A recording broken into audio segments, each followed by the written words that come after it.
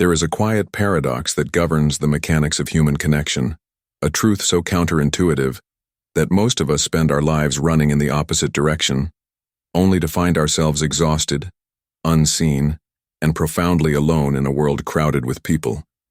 It is the paradox of availability. We are raised on the notion that to be loved, to be valued, to be essential, we must be present. We must be the first to answer the call, the last to leave the party, the ever-open door in a world of storms. We believe our constant presence is a testament to our love, our loyalty, our strength. But what if this belief, this tireless act of showing up for everyone, is the very thing that is making you disappear? Imagine a store that is open 24 hours a day, 7 days a week. Its lights are always on, its doors never locked. In the beginning, it's a marvel of convenience. People come and go as they please, grabbing what they need without a second thought. They don't have to plan their visit. They don't have to appreciate the store's opening hours because there are no closing hours. The store is simply a given, a constant, a utility. Its availability is so absolute that it becomes unremarkable. Now imagine a small, artisan shop that opens only on Saturday mornings. To visit, you must plan. You must make time. You anticipate it. When you enter, you do so with intention. The items inside feel more special, the experience more valuable, precisely because it is not always accessible. You, in your infinite kindness and your deep-seated fear of disappointing others, have become the 24/7 store. Your phone buzzes before your eyes are even open. A cascade of requests, questions, and minor crises that belong to everyone but you. Someone needs advice. Another needs a shoulder to cry on. A third needs you to fix a problem they created. And you, feeling the familiar pang of obligation, reply. You answer. You show up. You pour your energy into cups that are never offered back to you. You do this because you believe it is the currency of connection. You believe that to be a good friend, partner, child, or colleague is to be an inexhaustible resource. But slowly, almost imperceptibly, a strange transformation occurs. The more you give, the less it is valued. The more you answer, the less people listen. Your presence, once a deliberate act of care, becomes background noise. It is expected, not earned, appreciated, not treasured. You become a fixture in the lives of others, as reliable and as invisible as the air they breathe. They stop seeing you as a person with needs, limits, and a soul of your own. They begin to see you as a function, a service they are entitled to. And in that silent transaction, you begin to lose yourself. This is not a failure of your character. It is a fundamental misunderstanding of human nature. People, by their very design, are wired to value scarcity. We are drawn to mystery, we respect boundaries, and we treasure what we feel we have earned. When something is infinitely available, whether it's a resource or a person's time, we instinctively devalue it. We take it for granted not out of malice, but out of habit. When your time is always available, it is perceived as having no cost. When your energy is always accessible, it is treated as an unlimited commodity. And when your presence is a guarantee, it ceases to be a gift. Carl Jung, the profound explorer of the human psyche, once said, "People will do anything, no matter how absurd, to avoid facing their own soul." This simple statement unlocks the deeper truth of why so many people drain the energy of those around them. When you are always reachable, you become a convenient distraction from their own inner turmoil. They call you not because they want to connect with you, but because they want to escape from themselves. You become their emotional sponge, absorbing their anxieties, their dramas, and their unresolved issues. You are the escape, not the destination. You are the option, not the choice. And when their personal storm passes, when they no longer need a place to shelter, they retreat into their own world, leaving you soaked with their sorrows, drained and forgotten until the next tempest arrives. In these moments, you are caught in the devastating space between being needed and being ignored, wanted only in crisis and invisible in peace. It's a slow, quiet heartbreak that chips away at your sense of self.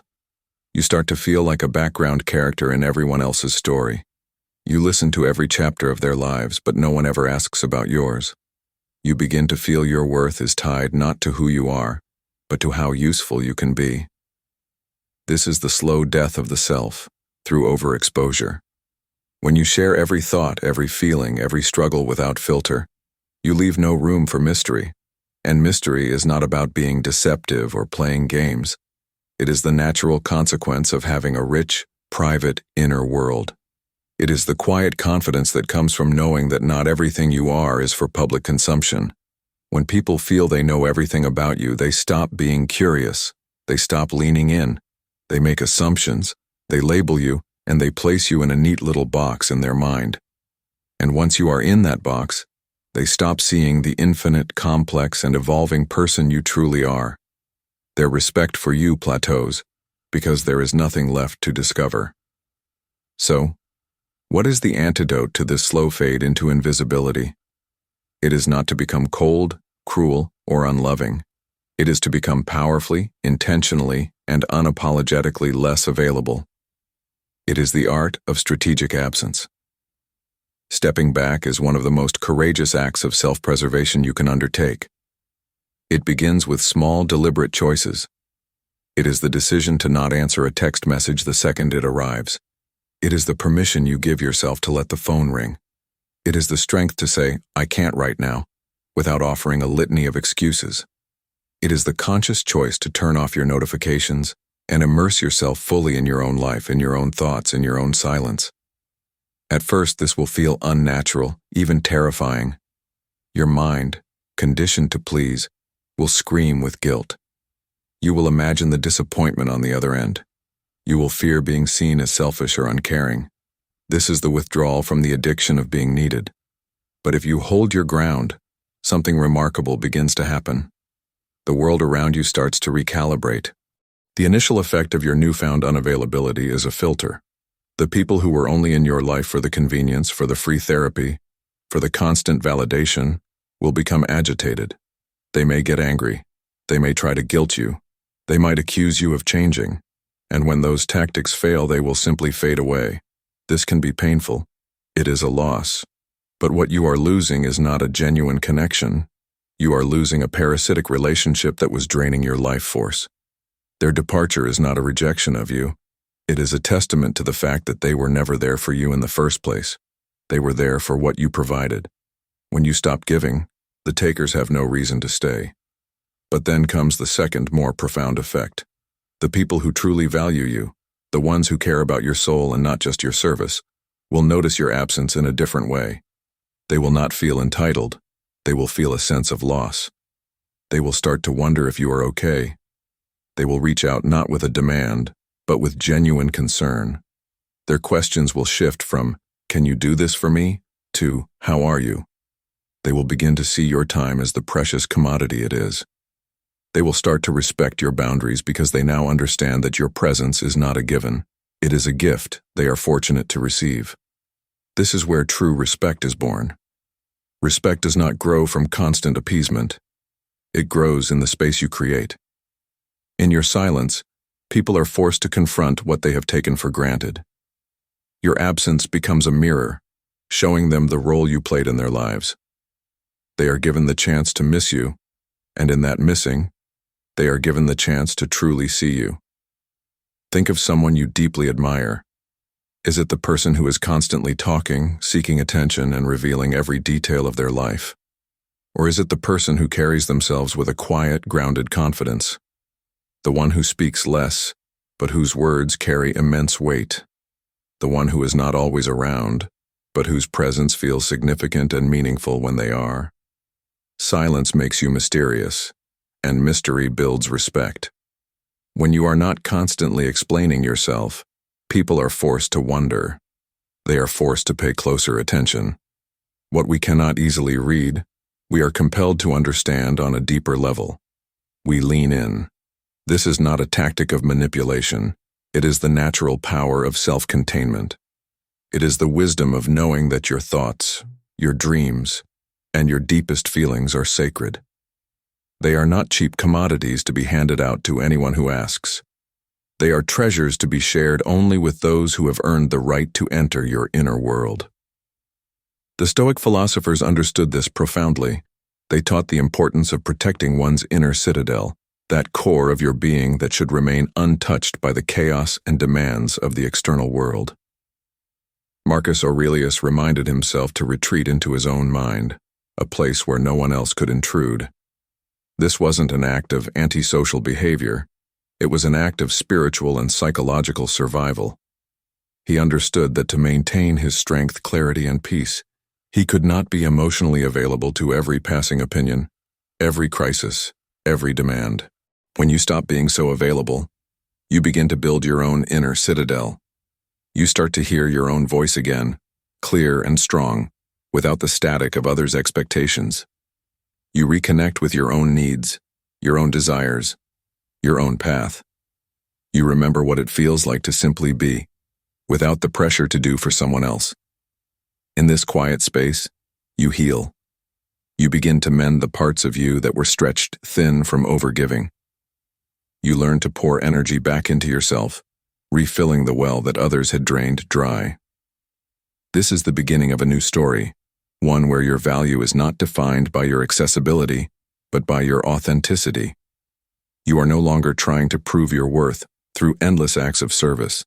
You are simply embodying it. You are not less kind because you have boundaries. You are wiser. You are not less loving because you choose distance. You are protecting the quality of your love so that when you do give it, it is genuine and powerful, not diluted and resentful. You are not created to be a lifeline for those who never throw one back. You are not born to be a giver to people who only take. You deserve to receive. You are allowed to be poured into. It is not selfish to stop giving when you feel drained. It is an act of self-respect. It is the boundary that saves your spirit from being consumed. Don't be afraid to be missed. In fact, learn to embrace it. Being missed is a sign that you mattered, that your energy left a mark, that you weren't just filling time but making a difference. The power of being missed brings clarity. It opens eyes. It brings emotions to the surface that were buried under the comfort of routine.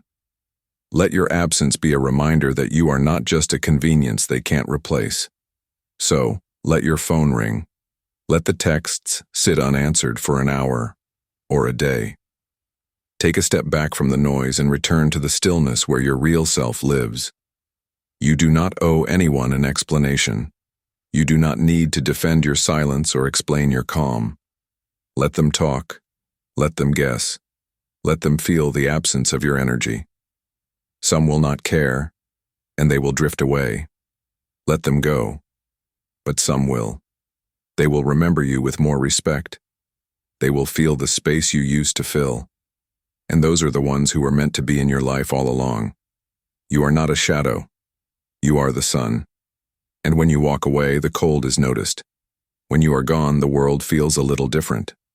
That is the kind of impact your spirit holds. Protect it. Trust it. Let it be missed, not because you have vanished, but because you have finally chosen yourself. For in that sacred space of your own choosing, you will not find loneliness, but the profound and unshakable strength of a soul that has finally come home to itself.